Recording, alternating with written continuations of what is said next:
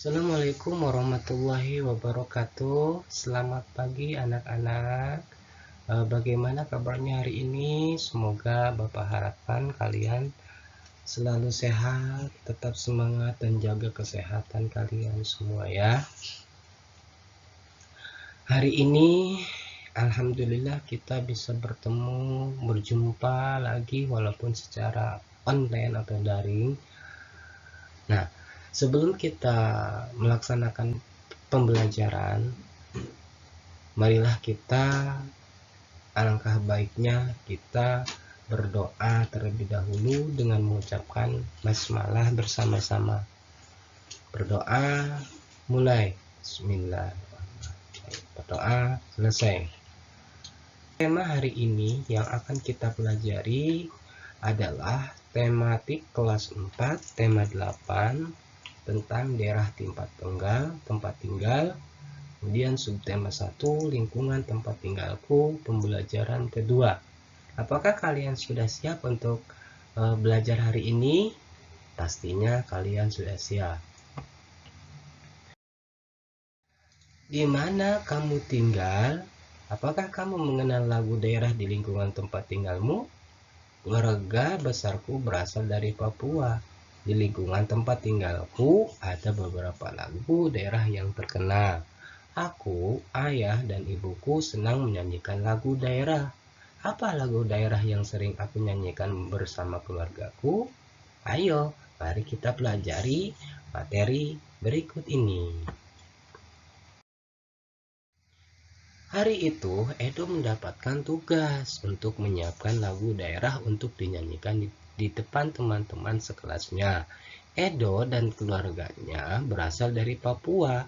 Edo teringat lagu yang sering dinyanyikan di daerah Papua. Edo akan menyanyikan lagu daerah yang berjudul Yamko Rambe Yamko. Nah, ini adalah lagu yang akan dinyanyikan oleh Edo. Nah, Bapak akan menyanyikan lagu Yamko Rambe Yamko hanya sepenggal saja ya. Nah, begini menyanyikannya. Hey Yamko Rambe Yamko Aronawa Kombe. Hey Yamko Rambe Yamko Aronawa Kombe. Oke, selanjutnya kalian teruskan saja ya nyanyi lagunya. Selanjutnya kita akan Edo berhasil menyanyikan lagu Yamko Rambe Yamko dengan baik sesuai tempo dan tinggi rendahnya nada. Apakah kalian masih ingat dengan tempo tinggi rendahnya nada? Mari kita mengingat lagi tentang tempo dan tinggi rendahnya nada. Di sini kita akan mengidentifikasi tempo pada lagu daerah. Nah, apa yang dimaksud dengan tempo? Nah, tempo dalam musik adalah cepat atau lambatnya sebuah lagu dinyanyikan. Tempo dapat juga diartikan sebagai banyaknya jumlah ketukan dalam 1 menit. Lagu yang dinyanyikan dengan cepat, jumlah ketukan dalam 1 menitnya banyak. Sedangkan lagu yang dinyanyikan dengan sedang, jumlah ketukan dalam 1 menitnya sedang. Kemudian lagu yang dinyanyikan dengan lambat, begitu juga jumlah ketukannya dalam 1 menitnya lebih sedikit.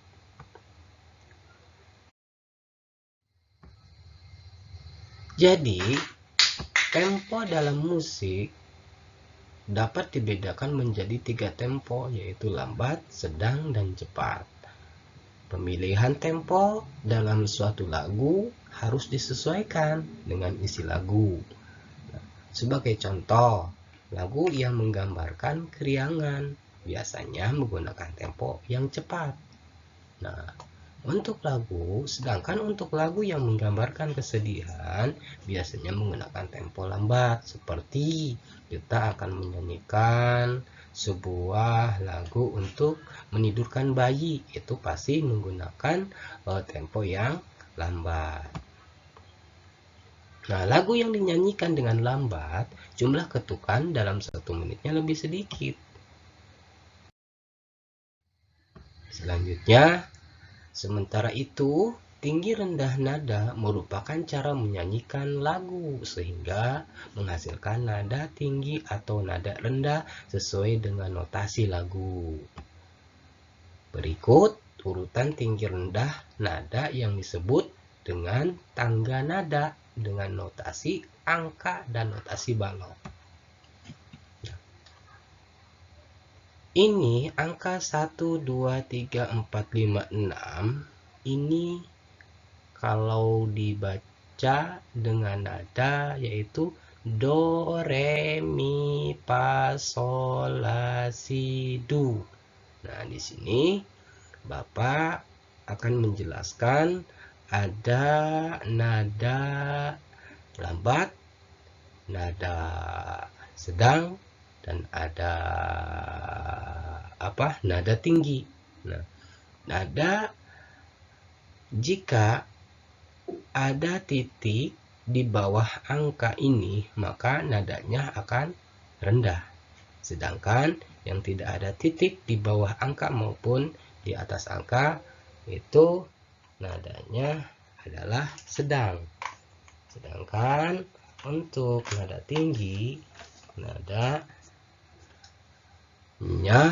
ada titik di atas angkanya. Nah, itu dinamakan dengan nada tinggi, seperti ada angka di atas angka 1 nih, ada titik di atas angka 2. Ini adalah nada yang harus dinyanyikan dengan nada tinggi. Sedangkan yang tidak ada titik baik di bawah maupun di atas itu dinyanyikan dengan nada sedang. Sedangkan kalau misalkan ada tanda titik di bawah angka, itu dinyanyikan dengan nada rendah. Nah, begitu juga sebaliknya ya. Nah, selanjutnya, nada-nada yang bertitik di bawah disebut dengan tangga nada okta rendah. Ya, jadi nada yang bertitik di bawahnya itu disebut dengan tangga nada okta rendah. Nah, nada yang tidak bertitik disebut tangga nada okta sedang. Dan nada-nada yang bertitik di atas disebut tangga nada okta tinggi. Tangga nada, jadi tangga nada adalah urutan nada yang disesuaikan, yang disusun secara berjenjang. Susunan nada yang berurutan naik atau turun disebut tangga nada. Tentu jarak antar nada yang berurutan itu naik atau turun tertentu pula dibacakan dengan do, re, mi, fa, sol, la, si, do ya. Jadi semakin ke kanan maka semakin nadanya tinggi, atau semakin ke kiri semakin rendah, atau sebaliknya ya.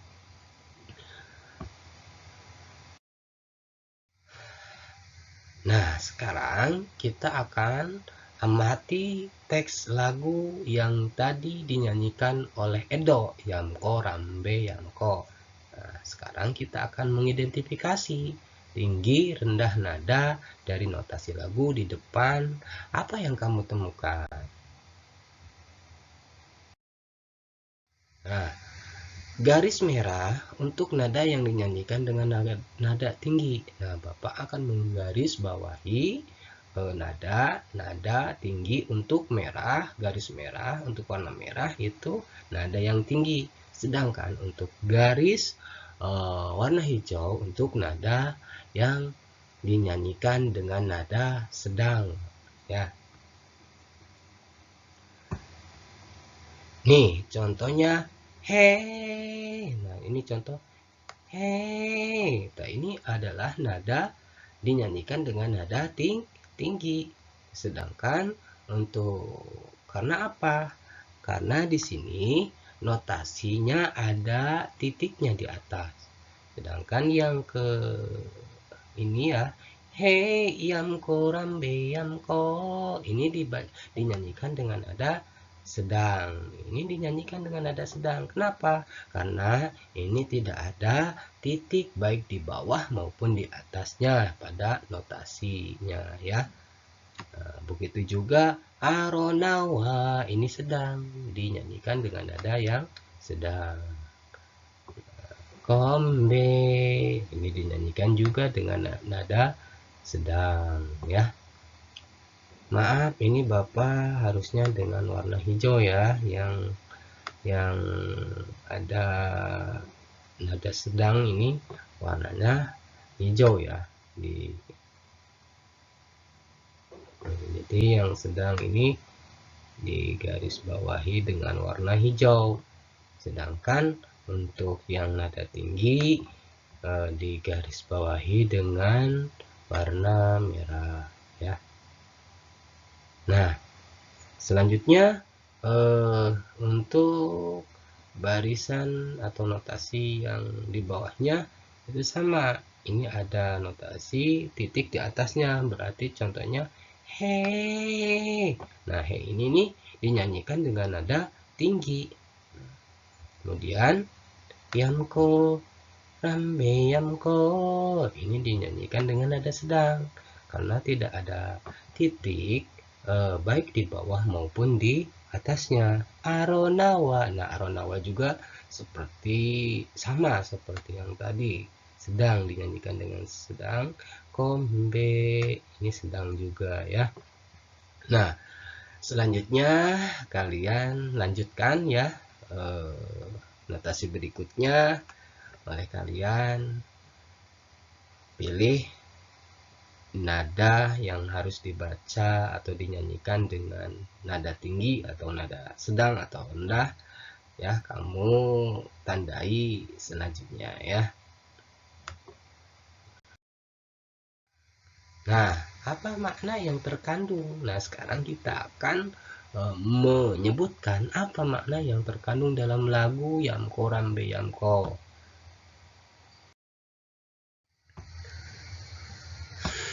Nah, menurut bahasa Indonesia, lagu Yamko Rambe Yamko itu, hei jalan yang dicari sayang perjanjian. Hei jalan yang dicari sayang perjanjian. Nah, ini bahasa Indonesianya. Sungguh pembunuhan di dalam negeri sebagai bunga bangsa. Sungguh pembunuhan di dalam negeri sebagai bunga bangsa. Bunga bangsa, bunga bangsa, bunga bertaburan di Taman Pahlawan. Bunga bangsa, bunga bangsa, bunga bertaburan di Taman Pahlawan. Bunga bangsa, bunga bangsa, bunga bertaburan di Taman Pahlawan. Bunga bangsa, bunga bangsa, bunga bertaburan di Taman Pahlawan. Nah, itu teks bahasa Indonesia diterjemahkan ke dalam bahasa Indonesia. Jadi, tema lagu ini adalah sebenarnya tentang peperangan ya, tentang peperangan. Kemudian lagu ini menceritakan tentang sebuah peperangan yang terjadi di dalam negeri. Bunga bangsa di dalam lagu Yamko Rambe Yamko ini berarti pahlawan yang berjuang ya, pahlawan yang berjuang dan rela berkorban bahkan sampai mati. Jadi arti dari lagu Yamko Rambe Yamko dari Papua itu adalah diartikan sebagai seorang di dalam peperangan, bahwa seorang pahlawan berjuang demi mempertahankan Indonesia dari tangan para penjajah sampai rela berkorban bahkan sampai mati. Selanjutnya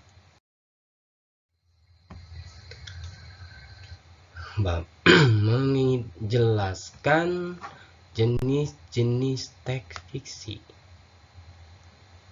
Nah, kalian sudah paham belum tentang jenis-jenis teks fiksi?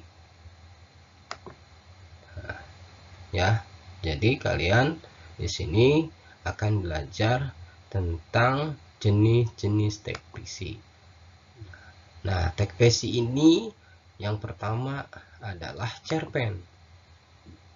Apa sih yang maksud dengan cerpen? Cerpen adalah cerita pendek yang berisi cerita tokoh pada suatu kejadian. Nah, yang kedua, jenis teks fiksi ini adalah novel. Apa yang maksud dengan novel? Cerita rekaan yang berisi rangkaian peristiwa kehidupan seseorang beserta orang-orang yang berada di sekelilingnya. Jadi, novel itu adalah cerita rekaan yang berisi rangkaian peristiwa kehidupan seseorang beserta orang-orang yang berada di sekelilingnya.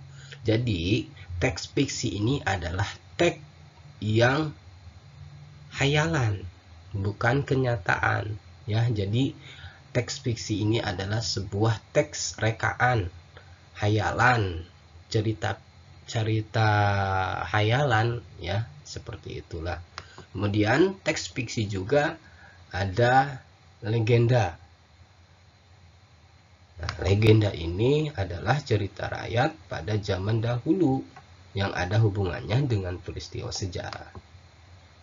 Nah, legenda ini dibagi menjadi 3 bagian. Yang pertama adalah fable, ya. Ini fable, ya. Fable. Nah, fable. Kemudian apa sih maksud dengan fable? Nah, fable ini adalah cerita yang menggambarkan watak manusia yang tokohnya diperankan oleh hewan. Jadi fable itu adalah cerita yang menggambarkan watak manusia, tetapi yang memerankan atau yang tokohnya itu adalah diperankan oleh hewan, ya. Kemudian legenda juga termasuk legenda juga adalah mite. Apa yang maksud dengan mite?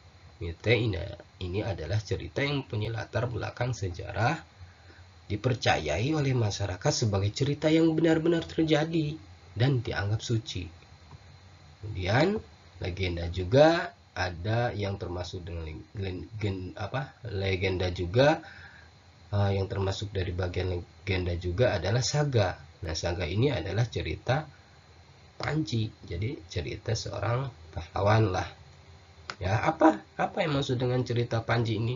Cerita rakyat yang bersifat legendaris tentang kepahlawanan atau petualangan yang mengagumkan. Nah, baik. Selanjutnya Bapak akan menjelaskan tentang pengaruh gaya otot terhadap gerakan benda, ya. Apa? Ya, kemarin kita sudah mempelajari tentang gaya. Gaya itu adalah suatu suatu usaha, ya, atau dorongan atau tarikan yang mengakibatkan suatu benda bergerak atau berpindah tempat, ya, atau mengalami bentuk. Nah, Bapak di sini apa sih yang pengaruh gaya otot terhadap gerak benda itu? Apakah gerak benda itu berpindah tempat atau bagaimana berubah bentuk? Ya, nah marilah kita pelajari selanjutnya. Nah, di sini ada gaya otot dapat membuat benda yang semula diam menjadi bergerak, benda bergerak menjadi diam, mengubah arah gerak benda atau mengubah bentuk benda. Jadi pengaruh gaya otot terhadap gerak benda itu adalah bisa tadinya diam nih, ya, menjadi bergerak. Terus bisa tadinya bergerak bisa menjadi diam. Atau sebaliknya, ya, tadi bisa mengubah arah gerak. Jadi tadinya arahnya ke kanan, jadi arahnya ke kiri, jadi arah gerak benda. Kemudian mengubah bentuk benda.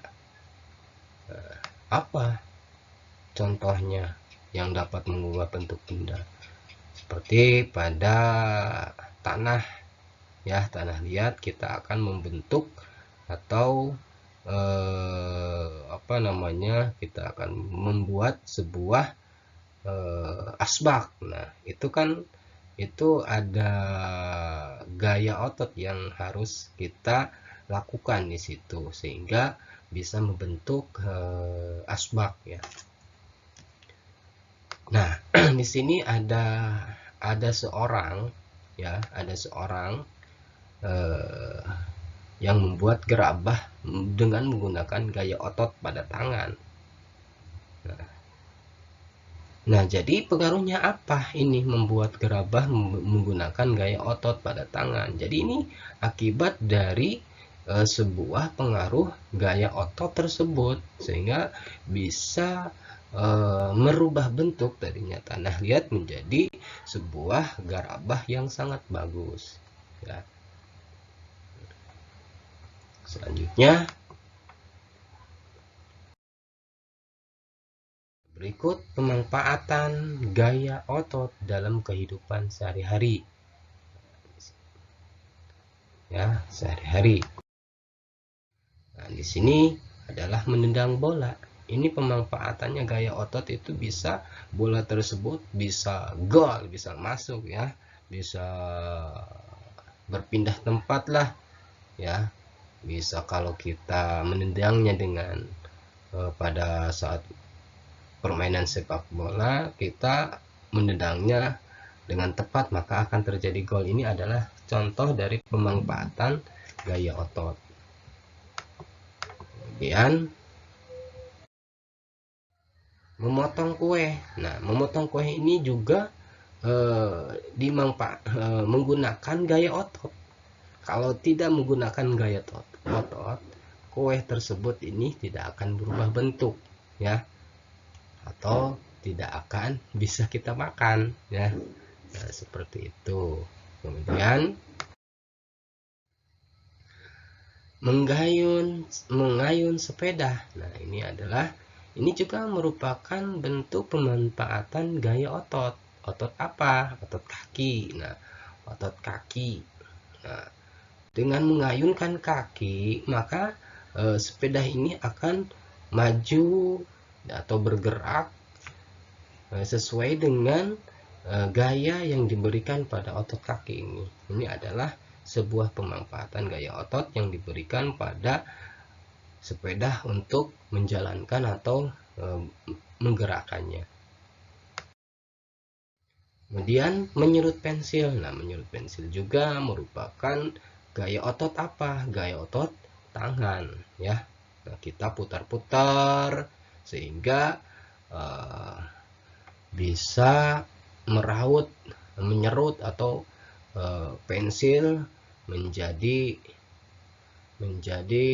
tadinya kan pensilnya belum diserut kan tidak bisa menulis kita, sehingga pas kita menyerut pensil pasti bisa menyerutnya, ya. Baik, mungkin cukup sekian pembelajaran yang bisa Bapak sampaikan kepada kalian semua. Semoga pada hari ini kita selalu diberikan kesehatan dan juga terhindar dari virus corona yang sekarang merajalela ini. Baik, untuk tugasnya nanti Bapak akan share di WhatsApp. Nanti oleh kalian dikumpulkan ke WhatsApp Bapak, ya. Sebelum kita mengakhiri pembelajaran kali ini, marilah kita berdoa bersama-sama dengan mengucapkan hamdalah alhamdulillahirabbil alamin. Sekian dan terima kasih. Assalamualaikum warahmatullahi wabarakatuh.